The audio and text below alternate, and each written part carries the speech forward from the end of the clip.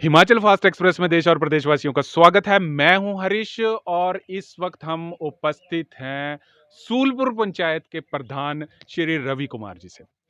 आज हम रवि कुमार जी से पूछेंगे कि गांव का प्रतिनिधित्व करते हुए इनको गांव की तरक्की के लिए, गांव के लोगों के लिए, तरक्की के लिए इनके द्वारा क्या ऐसी ऐसी कार्य प्रणाली जो है वो की जा रही है ताकि आम जनता का जो है, आम लोगों का जो है वो विकास हो सके। क्योंकि जहां तक प्रधानमंत्री श्री नरेंद्र मोदी जी का कहना है कि गांव से ही जो विकास का रास्ता जो है वो अख्तियार होता है। अब विकास के रास्ते के ऊपर जो है वो पंचायत का बहुत सहयोग होता है। तो इसके लिए आज हम एक युवा नेता जो हैं हमारे साथ रवि कुमार जी सूलपुर पंचायत से, आज हम इनसे बात करेंगे। तो आप ये इंटरव्यू जो है वो सारा देखते रहिए।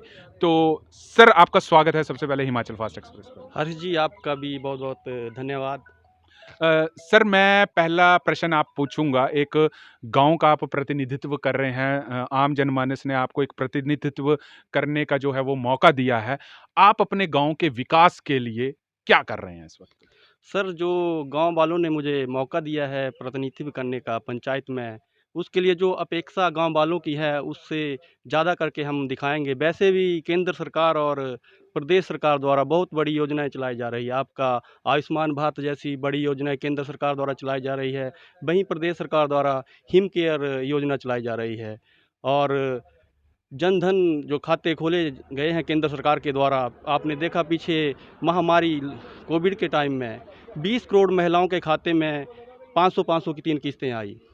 तो जो 500-500 की 3 किस्तें आई, वो जन धन खाते बैंक के साथ जोड़े गए थे। अगर उन खातों को बैंक के साथ ना जोड़ा गया होता, तो ये पॉसिबल नहीं हो पाता। बाकी भी जल जीवन मिशन के द्वारा हर घर जल और हर घर नल, ये स्कीम जो मोदी सरकार द्वारा चलाई जा रही है, बहुत ही सराहनीय कार्य है और बहुत ही प्रशंसा के लायक ये स्कीम है। अभी भी जल की समस्या, हम मानते हैं कि गाँवों में कहीं जगह, कहीं क्या, अभी हमारे गाँव में पानी की जो समस्या चल रही है, वो तो है ही है, लेकिन इस योजना के द्वारा इस समस्या को बहुत हद तक कम किया गया है। सर, दूसरा क्वेश्चन मैं प्रश्न पूछूंगा कि आप एक गांव के प्रधान हैं, आपके नीचे उप प्रधान भी हैं, वार्ड मेंबर भी है।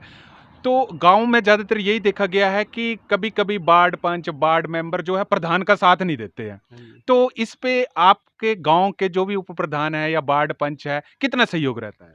देखो जी, एक मुखिया का जो मेन कार्य होता है, वो अपनी टीम को साथ लेके चलना होता है। अगर एक मुखिया अपनी टीम को ही हैंडल ना कर पाए, तो वो एक तो मुखिया कहलाने के लायक नहीं है। वैसे हमारी पंचायत में इस तरह का कोई है नहीं, हमारे नहीं सर, सारे। एक चीज पूछूंगा। आप पंचायत के प्रधान हैं, अब होता क्या है गांव की राजनीति में बताऊं, हाँ जी। अगर आपके 100 लोगों में से 2 लोग भी आपके खिलाफ होंगे, तो वो 2 लोग ऐसा महत्वपूर्ण भूमिका पूरे गांव में छोड़ देते हैं कि शायद वो प्रधान तक भी उनसे जो है परेशान होते हैं, क्योंकि गांव में ये राजनीति जो होती है बड़ी देखने को मिलती है।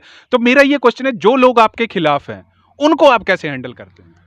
देखो जी, जो लोग हमारे खिलाफ हैं, खिलाफ तो हम नहीं बोल सकते, लेकिन जिनको हमसे कुछ कुछ शिकवा है, तो जो जैसे वो बताएँगे, हम उनके मार्गदर्शन के अनुसार भी काम करेंगे। ऐसा नहीं है कि हम मनमानी से काम कर रहे हैं। जो लोकहित में है, सार्वजनिक कार्य हैं, वही कार्य किए जाएँगे। बाकी रही हमारे टीम की बात, तो जो हमारी पंचायत की नए प्रतिनिधि आए हैं, सब नए प्रतिनिधि आए हैं, और हमारे एक उप प्रधान हैं कुलवीर जी, जो लगभग 20 वर्षों से इस फील्ड में है, तो उनका एक्सपीरियंस के साथ भी हम बहुत आगे बढ़ रहे हैं। अच्छा, अगला क्वेश्चन मैं पूछूंगा, आपके गांव की तकरीबन तकरीबन कितनी जनसंख्या है सर? सर, हमारे गाँव में लगभग 3,500 3500 के करीब जनसंख्या है, इससे थोड़ी ज़्यादा भी हो सकती है। और उसमें बीपीएल और आईआरडीपी में कितनी फैमिली है? बीपीएल का सर, बीपीएल में 251 जो हमारे परिवार हैं, वो हैं। और जो बीपीएल है, उसमें 2 कैटेगरीज़ बनाई जाती हैं बीपीएल में। 33% में बीपीएल को रखा जाता है, और 67% जो है उसमें अंत्योदय करके आता है। जो गरीब से गरीब तबका है, उसको 60% में रखा जाता है। उनको राशन वगैरह बड़े सस्ते रेटों पे मिलता है। कभी-कभी ये भी देखने को मिलता है कि जैसे कोई आपके पास जब पंचायत एक सभा करती है, जिसको हम बोलते हैं कि गांव ग्राम पंचायत की सभा है, तो उसमें कभी-कभी ये डाले जाते हैं कि आईआरडीपी में इसको निकालो, इसको ऐड करो, तो लोगों में बड़ी खींचातानी का माहौल बना रहता है। अभी हमने ग्राम पंचायत बलदवाड़ा का भी ये रहा। तो वो चीज़ें कहीं न कहीं लोगों को कि ये फलाना है, इसकी 2 मंजिला है, इसके पास गाड़ी है, ये इसके बच्चे बाहर पढ़ रहे हैं, तो उस चीज़ों को आप कैसे मैनेज करते हैं? देखो जी, बीपीएल के लिए जो सिलेक्शन होती है, उसमें सरकार का एक फिक्स क्राइटेरिया है। जैसे उनके पास 2 हेक्टेयर से ज़्यादा ज़मीन नहीं होनी चाहिए, टैक्स पेई नहीं होना चाहिए, और उसकी जो आमदन है 2500 या लगभग उससे ज़्यादा हो गई है शायद अब, वो नहीं होनी चाहिए। और उसके पास सीमेंट या शहरी नुमा मकान नहीं होना चाहिए, 4 पहिया वाहन नहीं होना चाहिए। बाकी भी कोई विडो है या कैंसर पेशेंट है, पैरालाइज़ है, उनको हम प्रेफ़रेंस देंगे। वो क्राइटेरिया फ़िक्स किया गया है सरकार के द्वारा, प्रदेश सरकार के द्वारा। और इसके बाद जो जनादेश है, जैसे हम जनसभा कर रहे हैं, तो जनादेश जो बेस्ट जज हैं, गाँव से जो जन आए होते हैं, लोग आए होते हैं, उनकी राय ली जाती है। तो उसके आधार पे ही हम बीपीएल का सिलेक्शन करते हैं। बीपीएल का सिलेक्शन जो डिज़र्व कर कैंडिडेट है, उसको ही हम बीपीएल में डालेंगे। हमारी भी जजमेंट रहेगी और हमारे से बेस्ट जज जो जनसभा है, जनाधार है, उसके अनुसार बीपीएल की लिस्ट बनाई जाती है। रवि कुमार जी, आप खुद एक युवा हैं। मैं सीधी आपसे प्रश्न पूछूंगा, युवा होने के नाते प्रदेश सरकार में भाजपा की सरकार है हाँ जी। और भाजपा की सरकार के काफी अच्छे काम भी हैं भाजपा में, जैसे हिम केयर कार्ड है, हुँ। प्रधानमंत्री जन धन योजना, कोई भी ऐसी योजना जो है जो प्रदेश सरकार की तरफ से निकलती है, वो आप अपने गांव के लोगों तक पहुंचाने का क्या माध्यम रखते हैं? देखो जी, जो भी स्कीम सेंटर के द्वारा या प्रदेश सरकार द्वारा चलाई जाती है, उसकी सक्सेस अगर वो स्कीम ज़मीन लेवल पे नहीं पहुँचेगी, तो वो स्कीम सक्सेस नहीं होगी। इसके लिए जो भी स्कीम चलाई जाती है, सबसे पहली प्रेफ़रेंस होती है, जो भी प्रतिनिधि है या कोई भी है, समाज सेवी है, कि वो स्कीम को लोगों तक पहुँचाए। लोगों को स्कीम के बारे में पता होना चाहिए। अब आपने बात की हिम केयर की, आयुष्मान की। अब हमने भी हिम केयर के लिए बहुत ज़्यादा ज़ोर लगाया। सभी को बोला कि आप हिम केयर कार्ड बनाएँ, लेकिन जिनको ज़रूरत है, अगर 100 लोग हैं, तो उनमें से 80 लोगों ने हिम केयर बनाया। 20% जो लोग बचे हैं और उनको हिम केयर की ज़रूरत है, उन्होंने हिम केयर कार्ड नहीं बनाए हैं। और उनको कब पता चला, जब वो बीमार हुए और अस्पतालों में गए, तब डॉक्टर के सामने गए, पर्ची बनती है जी, आपका कार्ड है। तब वो बोलते हैं जी कैसा कार्ड? फिर तब जाके उनको पता लग रहा है कि हिम केयर कार्ड नहीं, भी देखिए कोई। यही चीज जो आप बता रहे हैं कि 20% लोगों को पता नहीं है, हाँ। तो अब ये 20% लोगों को जो नहीं पता है, तो उनको उस योजना का लाभ दिलवाने के लिए आप पंचायत के प्रधान हैं, तो वो उनको कैसे आप लाभान्वित करेंगे कि हर जनमानस को उस स्कीम्स का पता लगे?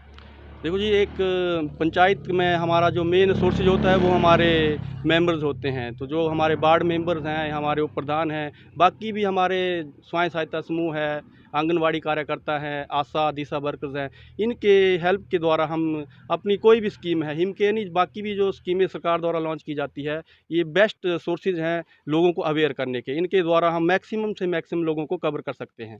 प्रधान साहब, मैं आपसे एक शायद क्वेश्चन ऐसा पूछने वाला हूं, शायद उसको आप सुन के आपको गुस्सा भी आ जाए मेरे पर। मैं आपसे एक क्वेश्चन सीधा पूछना चाहता हूं। आपको जनता ने जिताया, वोट दिए, कुछ लोग होंगे जिन्होंने आपको वोट नहीं दिए, तो आप उन लोगों की तरफ भी हेल्प उनकी करेंगे कि आप उनको इग्नोर करते हैं उनको?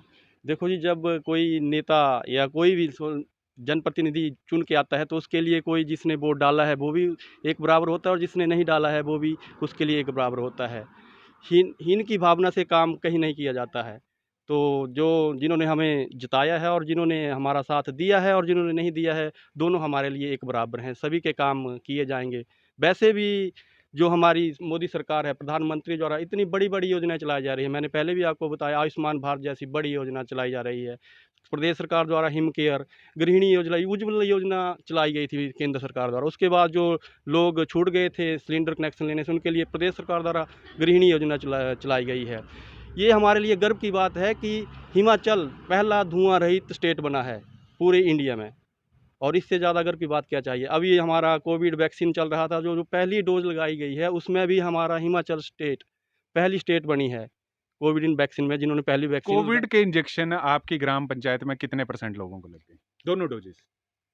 देखो जी, फर्स्ट डोज़ तो हमारे पंचायत में लगभग 99% लोगों को लग चुकी है और सेकंड डोज़ मेरे आइडिया से 85% लोगों को लग चुकी है। सर, मैं एक चीज़ पूछूंगा, यहाँ के स्थानीय विधायक कर्नल इंदर सिंह जी हैं। कर्नल इंद्र सिंह जी हम सारे लोगों का फीडबैक जो लेते हैं, काफ़ी लोग होते हैं, काफ़ी शरीफ किस्म के जो हैं वो नेता हैं, हर किसी की जो है वो बात सुनते हैं। कभी भी जो है उन्होंने ज़िंदगी में गुस्सा नहीं किया, चाहे उनके खिलाफ गलत बोला जाए, चाहे वो ठीक बोला जाए। आम आदमी से जो है वो जुड़े रहते हैं। तो आप अपनी ग्राम पंचायत के लिए जहाँ के जो स्थानीय विधायक हैं, उन्होंने आपके लिए क्या-क्या सौगातें दी?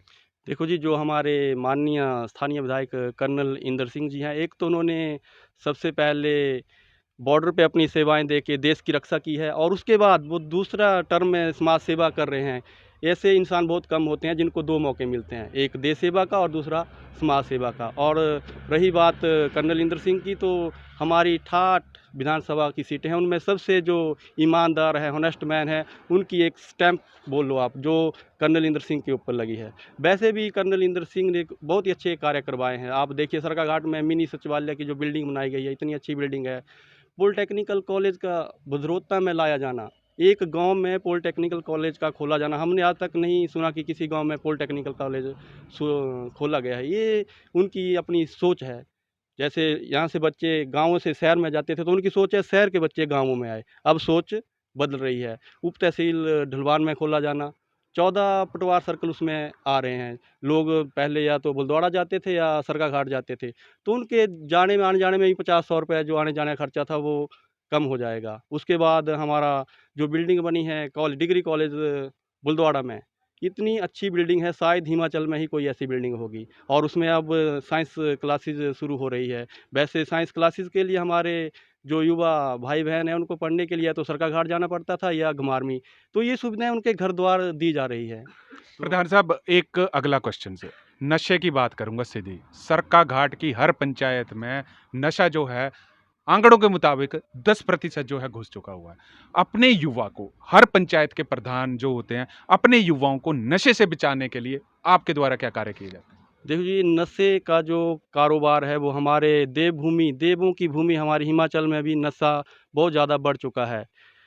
चिट्टा जैसी रासायनिक पदार्थों का यूज़ आने वाली पीढ़ी कर रही है। तो जैसे इस तरह से यूज़ होता गया, तो हमारी जो आने वाली पीढ़ी है वो तो नष्ट ही हो जाएगी। तो इसके लिए प्रदेश सरकार, केंद्र सरकार, पुलिस डिपार्टमेंट, जो भी डिपार्टमेंट है, उनको इसके विरुद्ध सख्त से सख्त स्टेप लेने चाहिए और कड़े से कड़े कदम उठाने चाहिए। हमारी देवभूमि देवभूमि बनकर ही रहे। सर, मैं अंतिम सवाल पूछूंगा, ज़्यादा समय नहीं जाहिर करूंगा। आपके गांव के लिए प्रदेश सरकार से कुछ ऐसी सुविधा चाहो ताकि वो संदेश आप हिमाचल फास्ट एक्सप्रेस के माध्यम से देना चाहते हैं? देखिए, जो प्रदेश सरकार द्वारा स्कीमें दी जा रही है, केंद्र सरकार द्वारा दी जा रही है, हमारी पंचायत राज के लिए मनरेगा एक पंचायत की जान है। मनरेगा के तहत हम कोई भी कार्य करवा सकते हैं। आपका वित्त योग हो गया, 14वां 15 वित्त योग, और मनरेगा को कन्वर्जेंस में डाल के आप कोई भी काम करवा सकते हैं। ऐसा नहीं है कि आपके पास भाजपा सरकार है, कांग्रेस सरकार है, आपको नेता के पास जाना पड़ेगा।